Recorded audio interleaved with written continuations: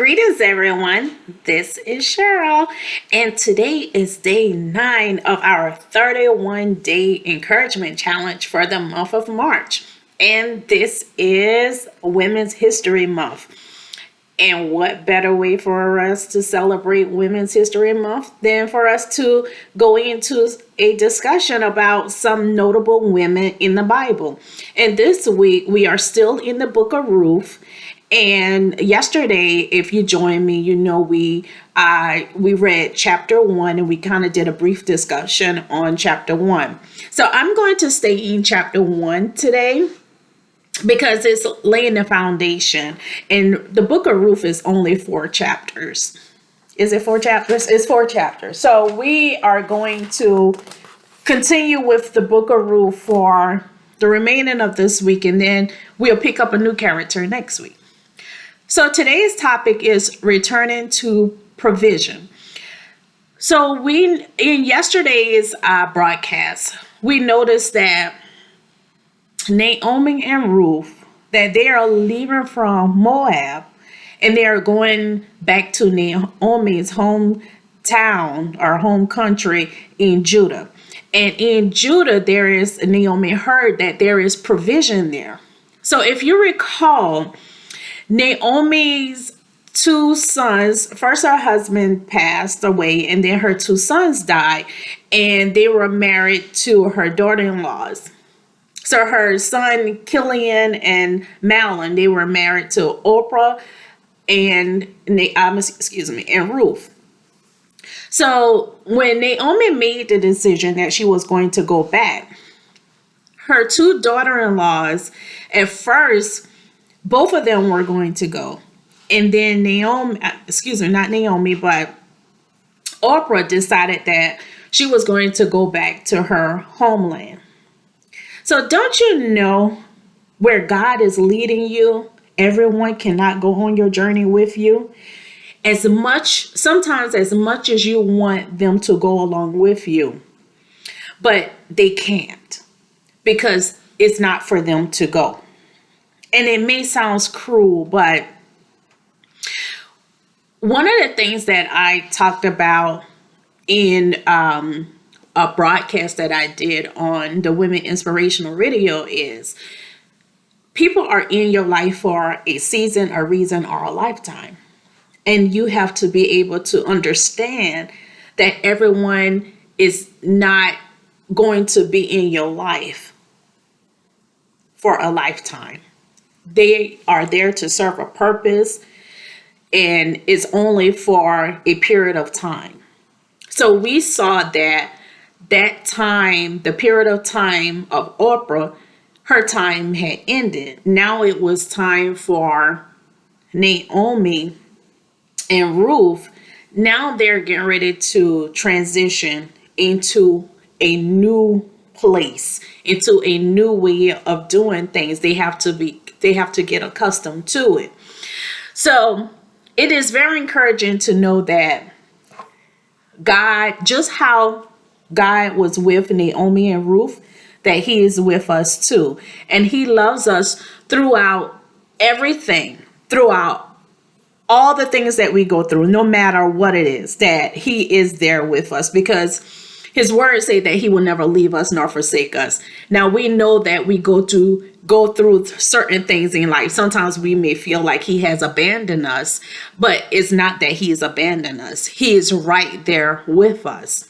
We may feel discouraged sometimes, and we may feel like, how can I do this? How can I go on?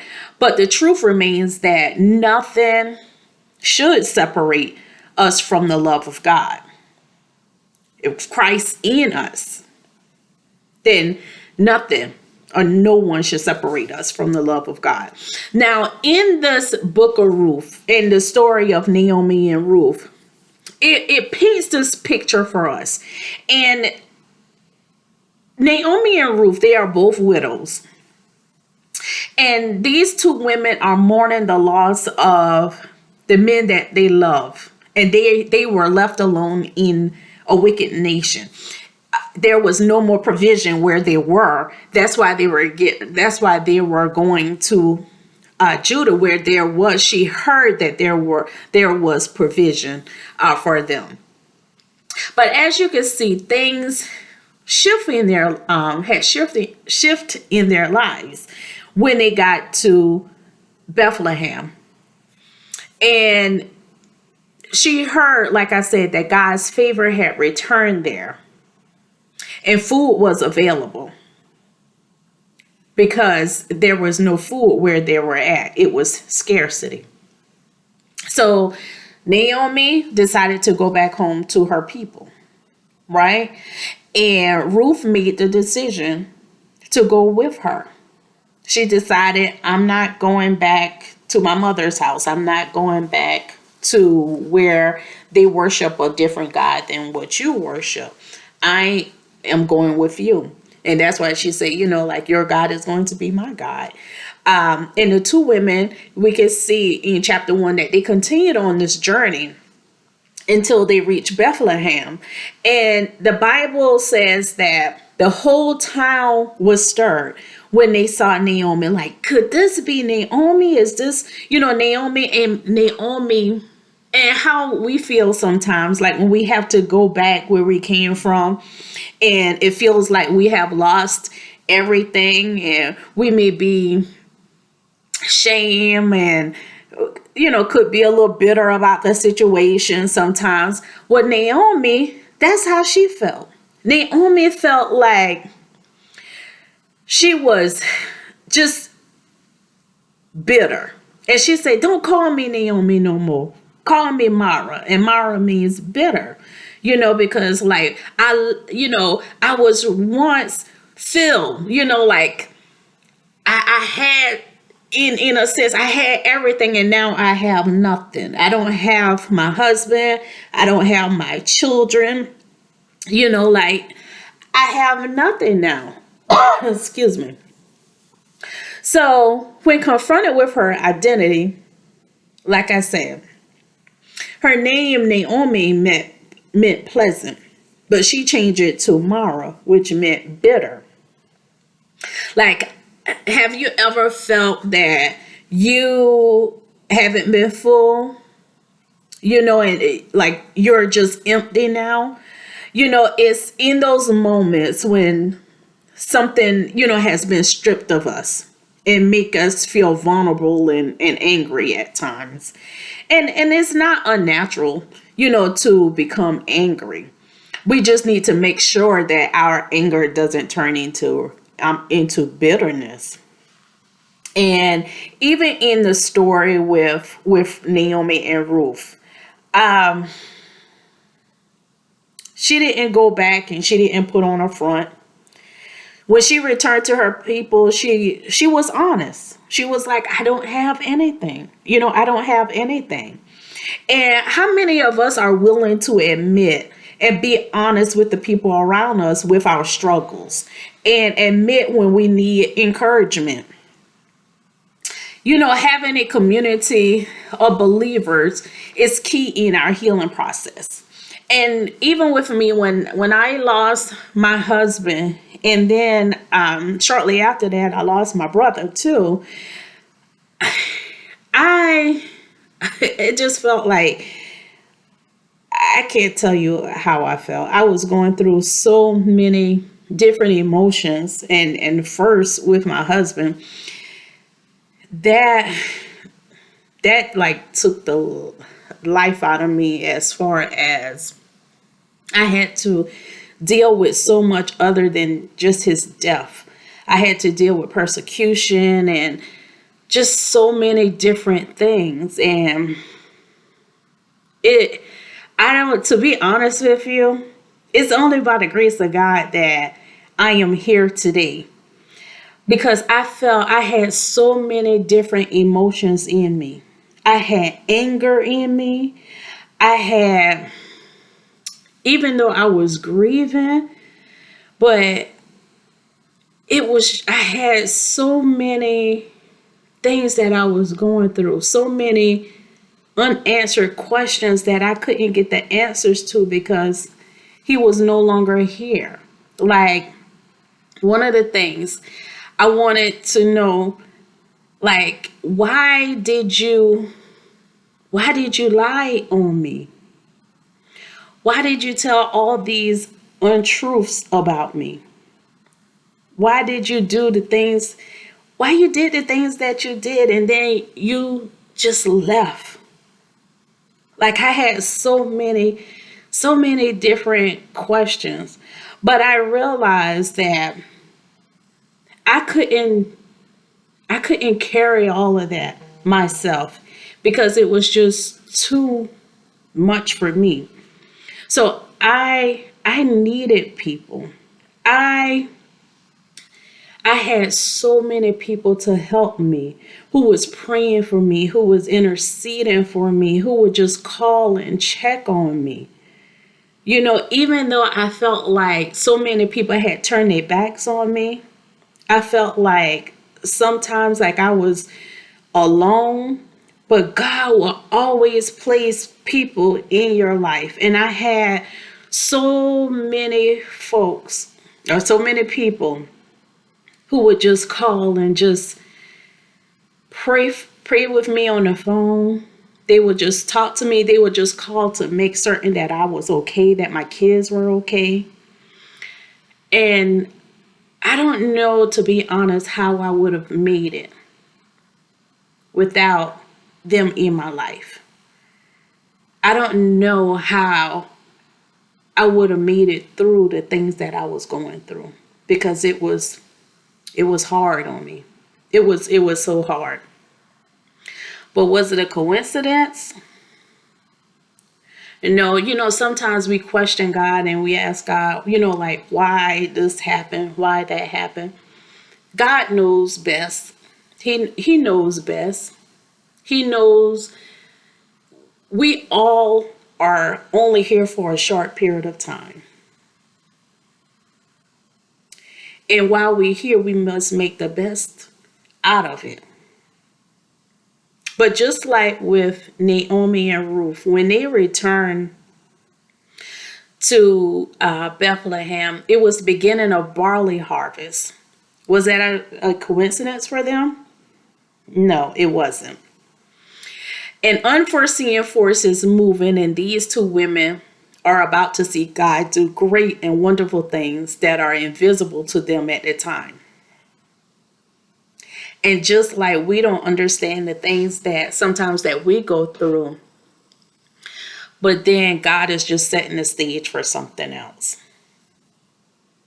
So my encouragement for you today is to trust God because God is at work. Know that his plan is in motion and that you are in his sight. That he has not forgotten you and nothing can make him stop loving you. If you're struggling today or feeling alone, don't be afraid to reach out to godly people and be surrounded by them. Because that's what helped me. That's what helped me in my time that I was going through, that I was dealing with the death of my husband, the death of my brother. I had people who, was there for me, who would just listen to me, who would just talk, just give me advice. Just, give me advice. And just kept me at the times where I couldn't pray. I know they were praying on my behalf. Because it was so many times that believe and trust, I questioned God. And I asked God, like, why? Why these things had to happen? I didn't understand why he allowed these things. But in this life, you will go through things. You will face persecution. You will face many, many things. But does that mean that you're doing something wrong? No.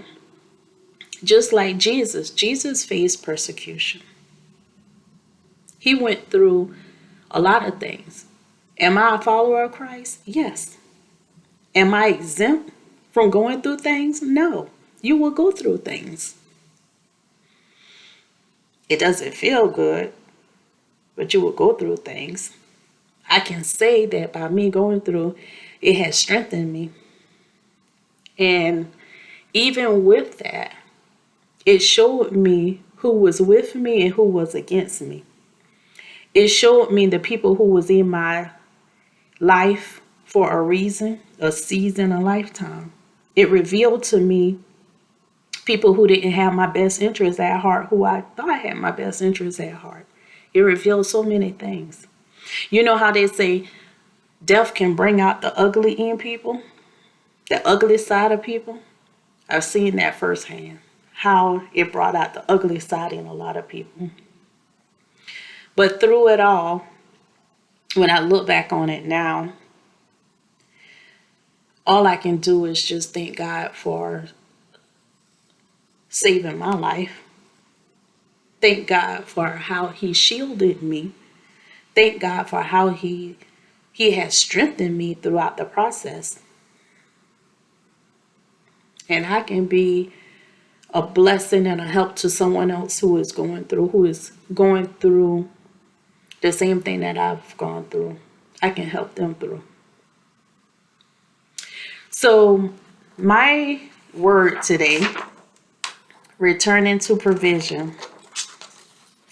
And just to show how Naomi and Ruth, the things that they went through, because both of them were widows, and then they had to leave one land to go into another land, and they was returning to provision. I want you to depend on the Holy Spirit for his guidance. That he will lead and guide you where you need to be. He will lead and guide you and show you who to connect with and who not to connect with. This is my word of encouragement, that no matter what you're going through, that God is with you, that he will never leave you nor forsake you. I pray that this word has been a blessing to you. And I'll see you tomorrow on another day of encouragement. Be blessed.